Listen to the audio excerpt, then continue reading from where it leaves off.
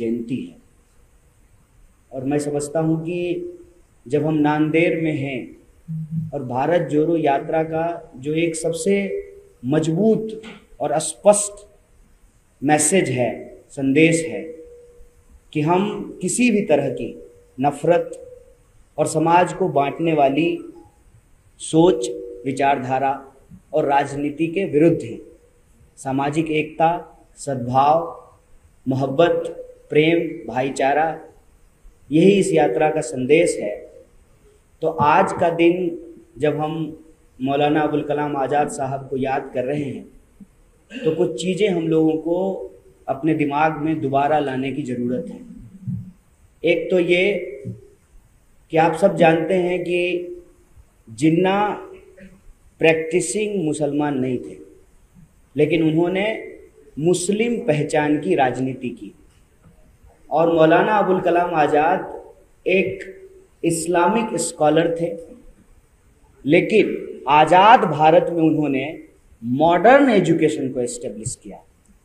और उनका एक मशहूर कोट है कि दिल से दी गई शिक्षा समाज में क्रांतिकारी बदलाव लाती है।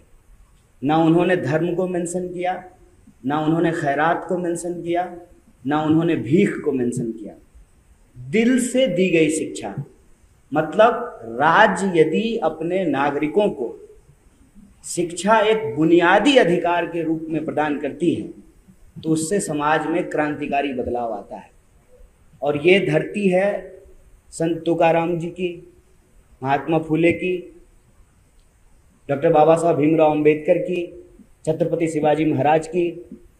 आप किसी के भी जीवन को देखेंगे तो एक जो मूल चीज आपको देखने को मिलेगा वो है शिक्षा का महत्व। और ये हमारे जीवन में एक क्रांतिकारी बदलाव लेकर आया है। जब हम कहते हैं कि महाराष्ट्र पुनर्जागरण की धरती है तो इसके पीछे जो सबसे बड़ा योगदान है वो है शिक्षा का, वो एजुकेशन का एक बहुत बड़ा रोल है।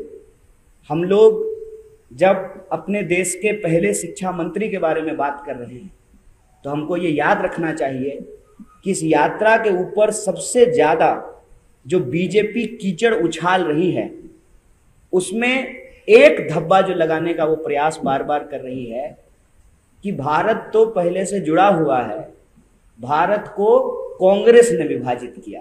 ये झूठ वो बार बार बोल रहे हैं। आप मीडिया के साथी हैं, आपसे वो अक्सर अपने सवाल जवाब में ये बात कह रहे हैं, नहीं तो उनके पास व्हाट्सएप की एक बहुत बड़ी इंडस्ट्री है जिस पे वो झूठ चलाते हैं।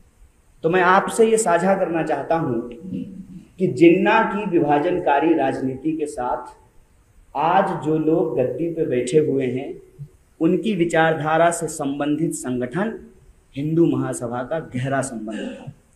आप जानते हैं कि 47 से पहले भी देश में चुनाव हुए थे और उन चुनावों में हिंदू महासभा और मुस्लिम लीग मिल करके सरकार बनाई थी। जबकि हकीकत क्या है, जिन्ना कहते थे कि हिंदू और मुसलमान साथ नहीं रह सकते और दूसरी तरफ जो हिंदू महासभा के नेता थे वो कहते थे हिंदू और मुसलमान साथ नहीं रह सकते।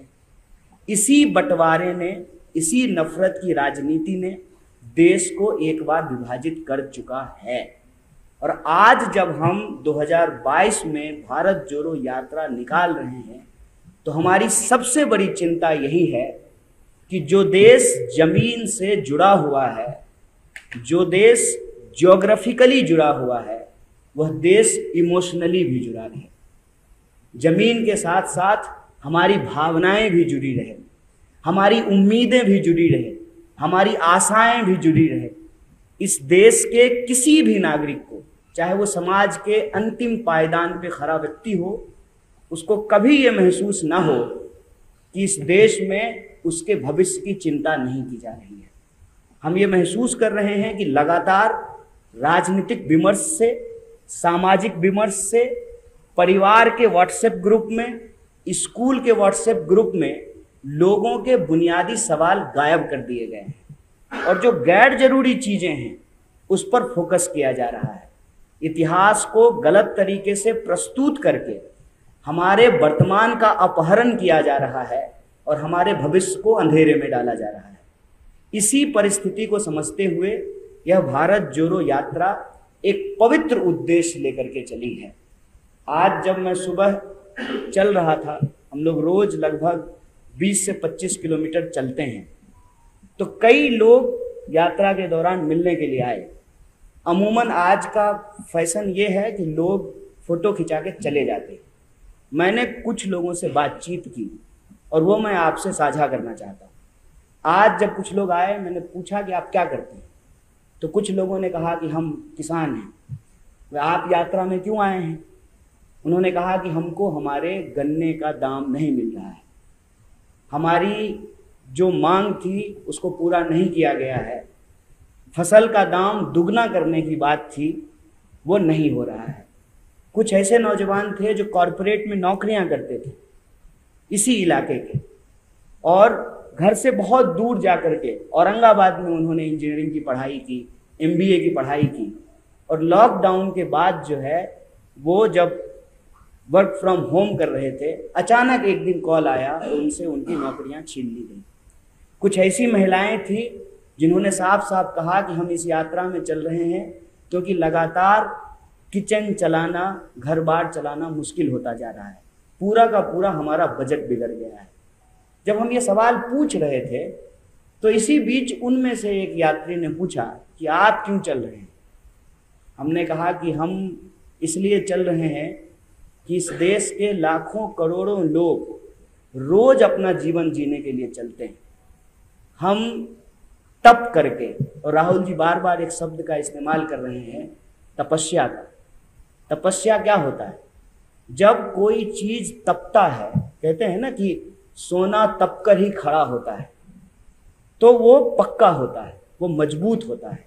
और आप महाराष्ट्र के लोग हैं, आप जानते हैं कि आपके यहाँ एक से एक तपस्वी पैदा हुए। उन्होंने अपने जीवन में त्याग किया, तपस्या की, और आपके हाथ में एक बहुत बड़ा विरासत दिया है कि आप गर्व से कह सकते हैं कि आप महाराष्ट्र की धरती से आते हैं, आपका जन्म इस महान भूमि पे हुआ है। उस मायने, उस मतलब को हम समझने के लिए चल रहे हैं कि जो दर्द हम महसूस करते हैं, उस दर्द में और कितने ऐसे नौजवान हैं जो शामिल हैं, जो शरीक हैं। और हम ये महसूस कर रहे हैं कि नौजवान चाहे बिहार का हो या नौजवान महाराष्ट्र का हो, जो सरकार की योजनाएं हैं उसके चलते उनका भविष्य अंधकार में जा रहा है। यहाँ भी ऐसे नौजवान मिले जो NCC में थे या किसी प्राइवेट आर्मी एकेडमी में ट्रेनिंग लिए हैं। उनको लगता है कि उनको अब आर्मी में नौकरी नहीं मिल सकती है क्योंकि सरकार नौकरियां खत्म कर रही है। और मेरी उस बात से वो सहमत होते हुए नजर आए कि आपके बच्चे की नौकरी की गारंटी नहीं है। और अमित शाह जी का बेटा BCCI का सेक्रेटरी बन गया है, और वो सेक्रेटरी बना रहे इसलिए कानून में भी परिवर्तन किए जा रहे हैं। और मजेदार बात यह है कि प्रधानमंत्री चुनावी रैलियों में खड़ा होकर के परिवारवाद पे भाषण देते हैं। ये जो देश की गंभीर परिस्थिति है, इस परिस्थिति में भारत जोड़ो यात्रा का एकमात्र लक्ष्य है कि अगर समाज में नफरत होगा, अगर समाज में डर होगा, अगर समाज में गुस्सा होगा, तो समाज के लोग आपस में लड़ेंगे। समाज के लोगों को इकट्ठा होकर के गरीबी के खिलाफ लड़ने की जरूरत है, छुआछूत के खिलाफ लड़ने की जरूरत है, महंगाई के खिलाफ लड़ने की जरूरत है, बेरोजगारी के खिलाफ लड़ने की जरूरत है। लेकिन समाज अगर पहचान के आधार पर एक दूसरे से लड़ता रहेगा, अगर देश एकजुट नहीं होगा, तो फिर देश प्रगति कैसे करेगा? यही इस यात्रा का लक्ष्य है। और इस यात्रा की सबसे बड़ी खास बात यह है कि जब हम राज्य दर राज्य, कदम दर कदम आगे बढ़ते जा रहे हैं, तो जो बात आपने सुनी होगी, जो बात आपने किताब में पढ़ी होगी, उन बातों को हम अपनी आंखों से देख रहे हैं कि यह देश अलग अलग होते हुए भी कितना एक जैसा है। आपको भाषा अलग मिल सकती है, बोली अलग मिल सकती है। मुझे यहाँ आकर के ही पता चल चुका है कि 200-250 किलोमीटर चलने के बाद ही मराठी में ही परिवर्तन हो गया है। पूरे महाराष्ट्र में एक सी मराठी नहीं बोली जाती। तो आप सोच लीजिए कि जब हम राज्य दर राज्य गुजर रहे हैं, तो कितने तरह के भाषाओं में परिवर्तन देखा। लोगों की खान पान, बोली, विचार, जीवन जीने के तरीके, मकान और दुकान के बनाने के तरीके। ये देख करके लगता है कि यह देश इतना विविध है और इसकी विविधता इसकी ताकत है। इस ताकत को बचाए रखने के लिए इस देश के जो लोग प्रेम करने वाले लोग, जिनको इस देश से मोहब्बत है, जिनको ये महसूस होता है कि कहीं ना कहीं उनकी उम्मीदें टूट रही हैं, उनकी आशाओं पे पानी फिर रहा है, उन सब से मैं ये अपील करना चाहता हूँ, ये गुजारिश करना चाहता हूँ कि आप खुद के लिए चलिए, आप अपने मुद्दे के लिए चलिए, आप अपने हाथ में वो मुद्दा लिख करके चलिए। कोई अगर महिला चलना चाहती है तो वह नारी सुरक्षा के लिए चले, कोई नौजवान यदि चलना चाहता है तो रोजगार के लिए चले, कोई अगर सामान्य परिवार चलाने वाला व्यक्ति है तो वो महंगाई को लेकर के चले, कोई किसान अपने फसल के दाम को लेकर के चले। और मीडिया के कुछ साथी इसलिए भी चल सकते हैं कि सरकार की तमाम बदनामियों को छुपाने का काम आज आपके कंधे पे आ गया है। अगर ये काम आप नहीं करेंगे तो आपकी नौकरी भी खतरे में पड़ जाएगी। तो आप अपनी सुरक्षा के लिए चलिए। यह यात्रा देश की यात्रा है। कांग्रेस बस इस यात्रा को ऑर्गेनाइज कर रही है। बार बार लोग ये सवाल पूछ रहे हैं कि बीजेपी को हराना है। बीजेपी को हराने के लिए यात्रा नहीं है, देश को बचाने के लिए और देश को जिताने के लिए यात्रा है।